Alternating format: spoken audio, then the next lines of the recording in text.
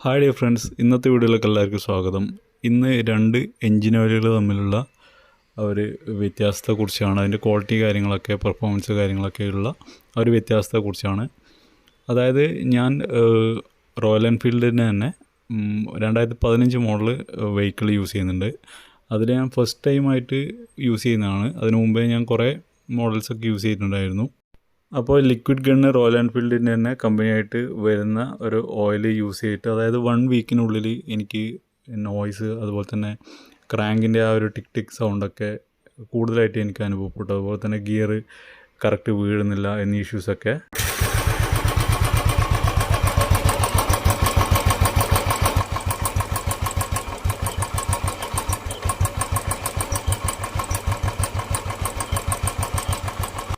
അപ്പോൾ ഇങ്ങനെയുള്ള over noise, അതുപോലെ തന്നെ ഗിയർ വീഴാത്തത്, പൊതുവെ എൻ്റെ വണ്ടിക്ക് കറക്റ്റ് ഓയിലൊക്കെ മാറ്റുന്നതാണ്. ഫസ്റ്റ് ടൈമായിട്ട് ഞാൻ ഈ ഒരു ഓയിൽ യൂസ് ചെയ്യുന്നത്.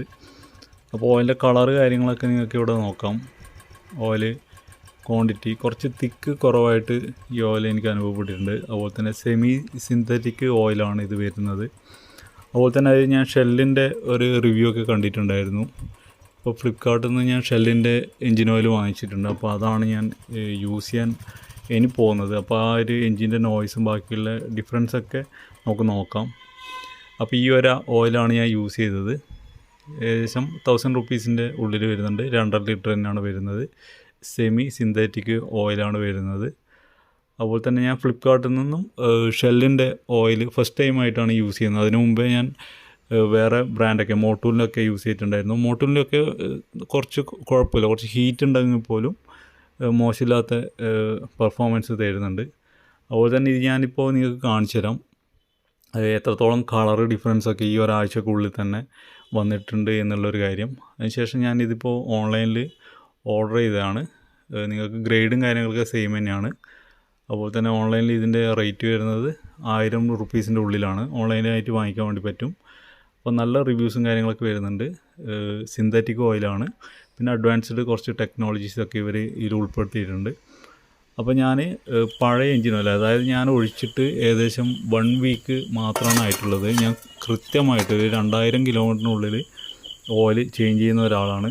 പിന്നെ ഞാൻ ഇതുവരെ ഇത് യൂസ് ചെയ്ത് നോക്കിയിട്ടില്ല. എങ്ങനെയുണ്ട് നോക്കിയ ആ സമയത്ത് എനിക്ക് ക്രാങ്കിൻ്റെ ആ ഒരു ടിക് ടിക് നോയ്സും, അതുപോലെ തന്നെ ഗിയർ കറക്റ്റ് വീഴുന്നില്ല, വണ്ടി അത്യാവശ്യം ഒന്ന് ചൂടാവുന്നൊക്കെ ഉണ്ട്, ലോങ് ഒക്കെ പോകുമ്പോൾ നന്നായിട്ട് ചൂടാവുന്നൊക്കെ ഉണ്ട്. അപ്പം ബാക്കിയുള്ള ഓയിൽസിനെ അപേക്ഷിച്ചിട്ട് എനിക്ക് ഇതിൻ്റെ ഒരു പെർഫോമൻസ് അത്ര ഇഷ്ടമായിട്ടില്ല. അപ്പോൾ ഇതിൻ്റെ ഒരു കളറും കാര്യങ്ങളൊക്കെ ഞാൻ ഇപ്പോൾ നിങ്ങൾക്ക് കാണിച്ചു തരാം.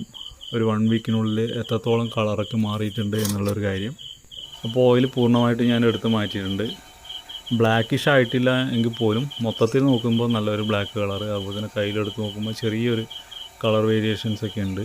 അപ്പോൾ ഇതിൻ്റെ സ്ലഡ്ജും കാര്യങ്ങളൊക്കെ ഉണ്ടെങ്കിൽ ഇങ്ങനെ പറ്റാം. കറക്റ്റ് ഓയിൽ ചേഞ്ച് ചെയ്യുന്നില്ല, പഴയ ഓയിലൊക്കെ ഇതിൽ മിക്സ് ആവാം. ഞാൻ കറക്റ്റായിട്ട് ഓയിൽ ഫിൽറ്റർ മാറ്റിയിരുന്നു. അതുപോലെ തന്നെ എൻജിൻ പൂർണ്ണമായിട്ടും ഡ്രൈ ആയിട്ടാണ് ഞാനിത് മാറ്റിയത്. അങ്ങോട്ടും ഇങ്ങോട്ടൊക്കെ ചേച്ചിട്ടാണ് ഇത് മാറ്റിയത്. അപ്പോൾ ഈ പ്രാവശ്യം ഞാൻ യൂസ് ചെയ്യുന്നത് ഷെല്ലിൻ്റെ എൻജിൻ ഓയിലാണ്. അതിൻ്റെ റിവ്യൂസും കാര്യങ്ങളൊക്കെ ഫ്ലിപ്കാർട്ടിൽ നിന്നാണ് ഞാൻ വാങ്ങിച്ചത്. അപ്പോൾ നമ്മുടെ ഏരിയയിൽ ഷോപ്പിലൊന്നും ഇത് അവൈലബിൾ അല്ല. പൊതുവേ മൊത്തത്തിലൊരു മോശമില്ലാത്തൊരു അഭിപ്രായമുള്ളൊരു ബ്രാൻഡ് തന്നെയാണ്. അപ്പോൾ ഞാനിത് യൂസ് ചെയ്ത് നോക്കുകയാണ്. അപ്പോൾ ഷെല്ലിൻ്റെ എൻജിൻ ഓയിൽ ഞാൻ നോക്കുന്ന സമയത്ത് കുറച്ച് ഒരു കളറ് കുറച്ച് ഡാർക്കായിട്ട് ഫീൽ ചെയ്യുന്നുണ്ട്. അതുപോലെ തന്നെ മറ്റേ മെറ്റൽ ഗണ്ണിൻ്റെ ഓയിൽ വരുന്നത് കുറച്ച് സോഫ്റ്റായിട്ട്, അതായത് ഒരു വെളിച്ചെണ്ണയുടെയൊക്കെ ഒരു തിക്നെസ് മാത്രമാണുള്ളത്. അത് കുറച്ചും കൂടി ഒരു ഹാർഡായിട്ട് ഫീൽ ചെയ്യുന്നുണ്ട്. അപ്പോൾ എൻജിന് ഓയിൽ 250 ലിറ്റർ നമ്മൾ ഒരു ഇവിടെ ഇപ്പോൾ ഉണ്ടെങ്കിൽ അതിലൊരു 300-400 ml ഈ വണ്ടിയുടെ അടുത്ത വശത്ത് വരുന്ന ആ ഒരു നെട്ട് അഴിച്ചിട്ട് അതിലോട്ട് ഒഴിച്ചു കൊടുക്കുക. അപ്പോൾ പെട്ടെന്ന് മിക്സ് ആവും. വണ്ടിയുടെ അല്ലാന്നുണ്ടെങ്കിൽ നമ്മൾ കുറേ സമയം ഓടിച്ചൊക്കെ നോക്കി അല്ലെങ്കിൽ റണ്ണിങ്ങിലൊക്കെ വെച്ച് കഴിഞ്ഞാലാണ് വരിക.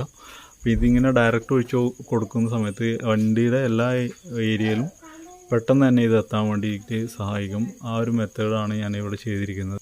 അതുപോലെ തന്നെ പൂർണ്ണമായിട്ടും ഡ്രൈ ആയതിന് ശേഷമാണ് ഓയിൽ മാറ്റിയത്. അതുപോലെ തന്നെ നമ്മൾ കിക്ക് ചെയ്യുക, ഒരു 10 പ്രാവശ്യമൊക്കെ ഫ്രീ കിക്ക് ചെയ്യുക. വണ്ടിയുടെ എൻജിൻ ഓഫ് ചെയ്യുക, സ്വിച്ച് ഓഫ് ചെയ്യുക. അതുപോലെ തന്നെ ഇതുപോലെ നമ്മൾ നന്നായിട്ട് വണ്ടി കിക്ക് ചെയ്തതിന് ശേഷം ആക്സിലേറ്റർ കൊടുക്കാതെ റണ്ണിങ് കണ്ടീഷനിൽ തന്നെ വണ്ടി ഒരു 10 മിനിറ്റ് വെക്കുക. അതിന് ശേഷം വണ്ടി എടുക്കുക.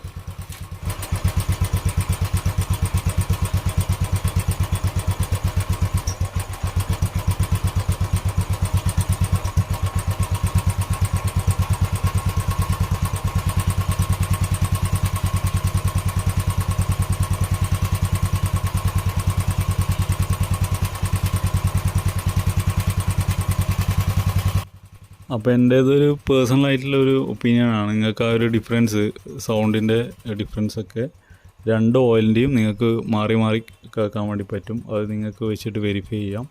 അപ്പോൾ താങ്ക് യു സോ മച്ച്. പുതിയ വ്യൂവേഴ്സ് ആണെങ്കിൽ എൻ്റെ ചാനൽ സബ്സ്ക്രൈബ് ചെയ്യുക. നിങ്ങളുടെ സജഷൻസ്, കമൻറ്റ്സ് എല്ലാ കാര്യങ്ങളും താഴെ കമൻറ്റ് ബോക്സിൽ അറിയിക്കുക. Thank you so much. അടുത്ത വീഡിയോയിൽ കാണാം. ബൈ.